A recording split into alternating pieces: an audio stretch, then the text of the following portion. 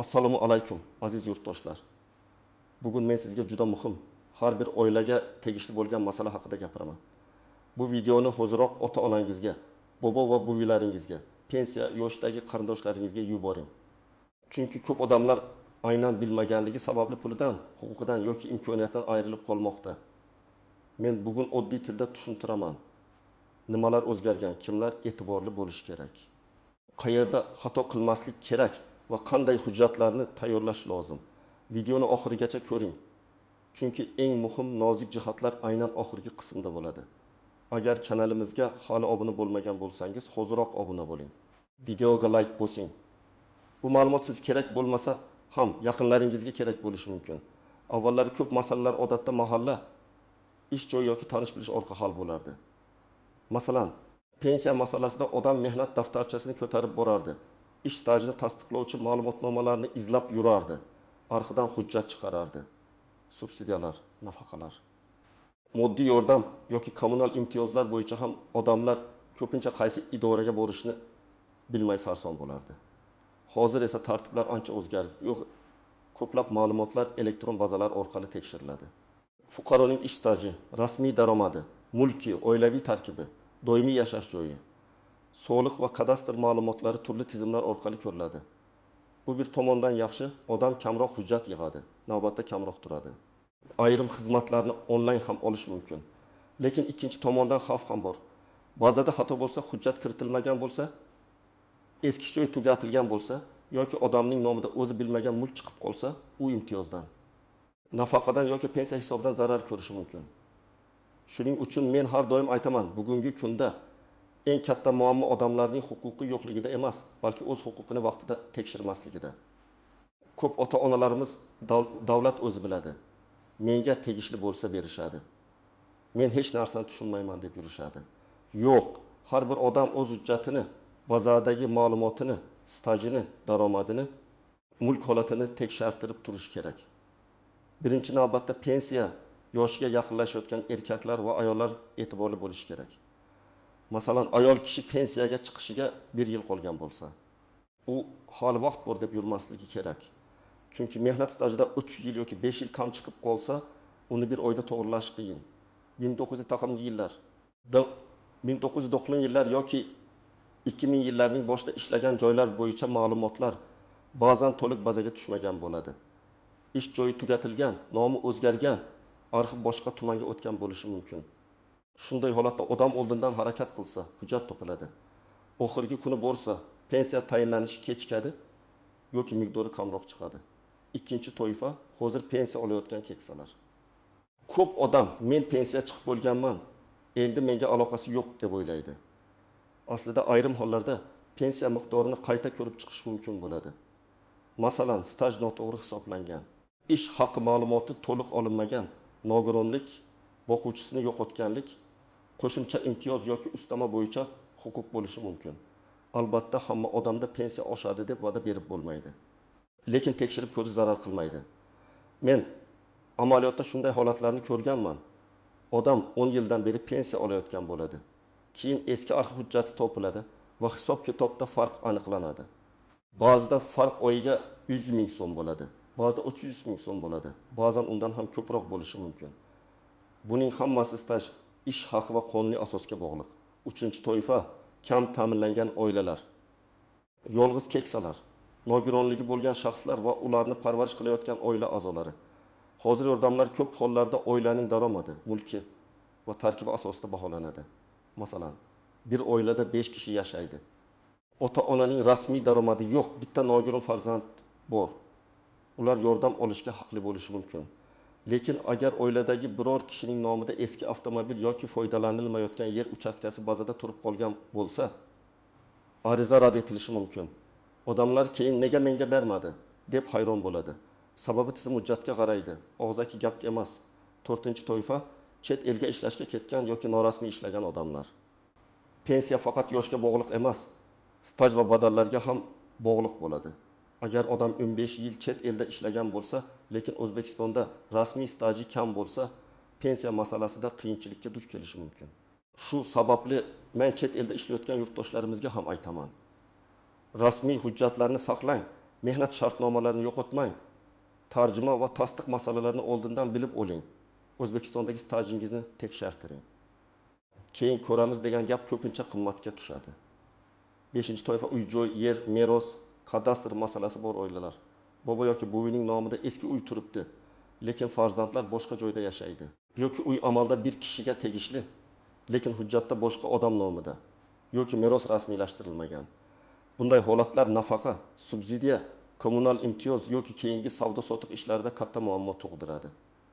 Hujjatdagi egasi boshqa yashayotgan odam boshqa bo'lsa, tizim ham boshqacha ko'rsatadi. Shuning uchun mulk hujjatlarini ham tartibga keltirish kerak. Birinchi misol, 28 yoshli ayol 30 yil ishlaganman deb o'ylaydi. U maktabda. Keyin bog'chada, keyin xususiy korxonada ishlagan. Pensiyaga yaqinlashganda tekshirilsa, bazada 22 yil staj ko'rinadi. Nima uchun? Chunki birinchi ish joyidagi 6 yil arxivda. Ikkinchi joydagi 2 yil esa mehnat daftarchasida muhr noaniq bosilgan. Agar u pensiyaga chiqish kuni kelib murojaat qilsa, oylar davomida hujjat qidiradi. Agar 1 yil oldin tekshirganda arxivga so'rov yuborib, hammasini tayyorlab qo'yardi. Ikkinchi misol. 7000 yoshli bobo yolg'iz yashaydi. Kommunal to'lovlar og'irlik qiladi. U menga hech qanday yordam yo'q deb o'ylaydi. Lekin aslida u mahalla orqali ijtimoiy yordam, ayrim hollarda kompensatsiya yoki boshqa ko'mak turlariga murojaat qilishi mumkin. Buning uchun pasport yoki ID karta, pensiya guvohnomasi, yashash joyi bo'yicha ma'lumot, oilaviy holat va boshqa zarur ma'lumotlar tekshiriladi. Agar u murojaat qilmasa, hech kim uning eshigini taqillatib, mana sizga yordam deb kelmasligi mumkin. Uchinchi misol. Bir oila bolalar nafaqasiga ariza beradi. Oilada real daromad past, lekin ariza rad etiladi. Keyin ma'lum bo'ladiki, otaning nomida 15 yil oldin sotilgan mashina hali ham bazada turibdi. Mashina amalda yo'q, lekin hujjatda bor. Tizim esa shuni mulk sifatida ko'radi. Natijada oila yordamdan quruq qoladi. Bunday paytda avval avtomobil yoki mulk bo'yicha hujjatni tartibga keltirish, keyin qayta murojaat qilish kerak bo'ladi. 4-misol. Buvining nomidagi uyda nevaralar yashaydi, lekin meros rasmiylashtirilmagan. Buvi vafotidan keyin farzandlar uy hujjatini o'z vaqtida qilmagan. Oradan 10 yil o'tgan. Endi kimdir subsidiya olmoqchi, kimdir uyni ta'mirlamoqchi, kimdir sotmoqchi. Lekin hujjat muammo. Notarius, kadastr, merosxo'rlar roziligi, sud masalasi chiqishi mumkin. Agar bunday ishlar vaqtida qilinganida, oila yillar davomida sarson bo'lmasdi. Agar sizning barcha ish stajingiz rasmiy bo'lsa, mehnat daftarchangiz, shartnomalaringiz, ish haqi ma'lumotlaringiz, soliq va pensiya badallaringiz bazada to'g'ri ko'rinsa, pensiya yoshiga hali ancha vaqt bo'lsa ham, sizda xavf nisbatan kamroq, lekin bu umuman tekshirmaslik mumkin degani emas. Kamida yiliga bir marta asosiy ma'lumotlaringizni tekshirtirish foydali. Agar siz hech qanday nafaqa, subsidiya yoki imtiyozga murojaat qilmayotgan bo'lsangiz, mulkingiz va daromadingiz tartibli bo'lsa, oilaviy holatingiz hujjatlarda to'g'ri aks etgan bo'lsa, siz ham hozircha shoshilmasligingiz mumkin. Ammo ota-onangiz, bobo-buvingiz, nogironligi bo'lgan qarindoshingiz yoki yolg'iz yashayotgan yaqinlaringiz bo'lsa, ularning holatini albatta tekshiring. Birinchi nozik jihat, og'zaki gap hujjat o'rnini bosmaydi.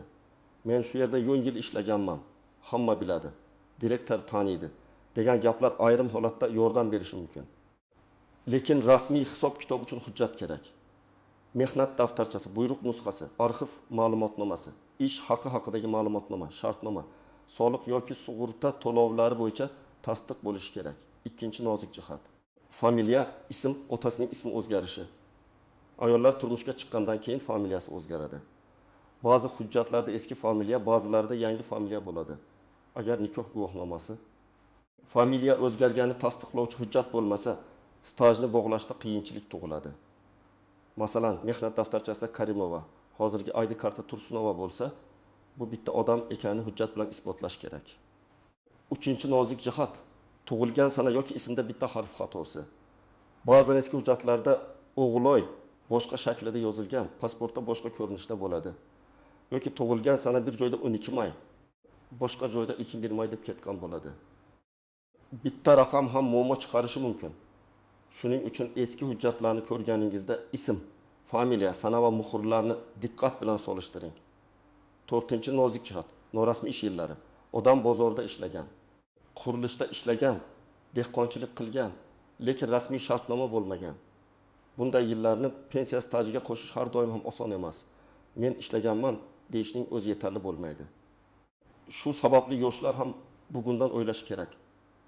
Rasmiy ishlash, shartnoma tuzish, soliq va badallar masalasini e'tiborsiz qoldirmaslik kelajakdagi pensiya uchun juda muhim. 5-nozik jihat ariza topshirish muddati. Ayrim yordamlar bo'yicha muddatlar bo'ladi. Kimdir huquqi borligini kech biladi, keyin o'tgan yilgi pulni ham bering deydi.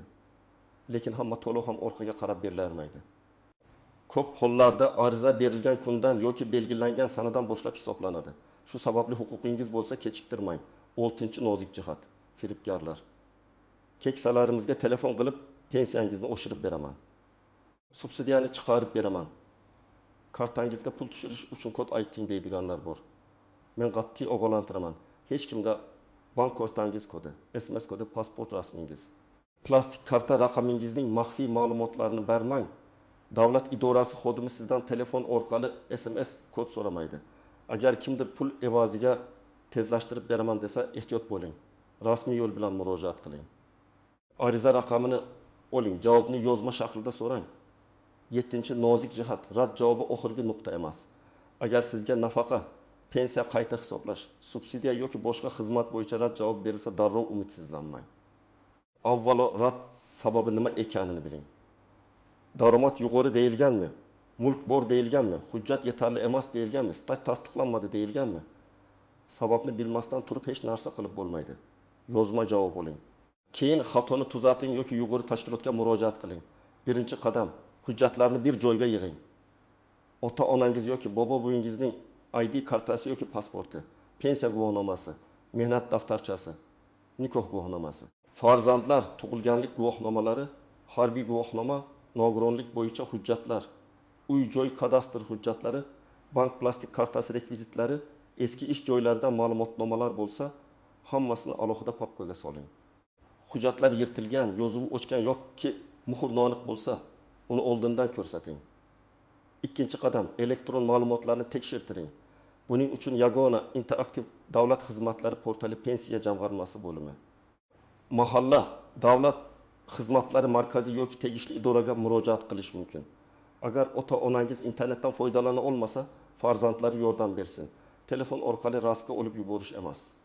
Rasmiy kabinet yoki rasmiy idora orqali tekshirish kerak. 3-qadam, pensiya yoshiga yaqin odamlar stajini oldindan tekshirtirsin. Men tavsiya qilaman, pensiyaga kamida 1 yil qolganda, imkon bo'lsa 2 yil oldin ham tekshirtiring. Qaysi yillar kiritilgan, qaysi yillar yo'q, qaysi ish joyidan ma'lumot yetishmaydi, ish haqi qaysi davr bo'yicha olingan, hammasini aniqlashtiring. Agar arxiv kerak bo'lsa, arxivga yozma so'rov yuboring. So'rovda ismingiz, tug'ilgan sanangiz, ishlagan tashkilot nomi, ishlagan yillaringiz, lavozimingiz, manzilingiz va aloqa raqamingizni aniq yozing. 4-qadam, rad javobini og'zaki qabul qilmang. Agar sizga tegishli emas, chiqmaydi, bo'lmaydi deyishsa, muloyim tarzda yozma javob so'rang. Yozma javobda rad etish sababi va qonuniy asosi ko'rsatilishi kerak. Shundan keyin siz muammoni aniq tushunasiz. Hujjat yetmayaptimi? Bazada xato bormi? Daromad yuqori ko'rinayaptimi yoki boshqa sabab bormi? 5-qadam, mulk va oila tarkibini tartibga keltiring.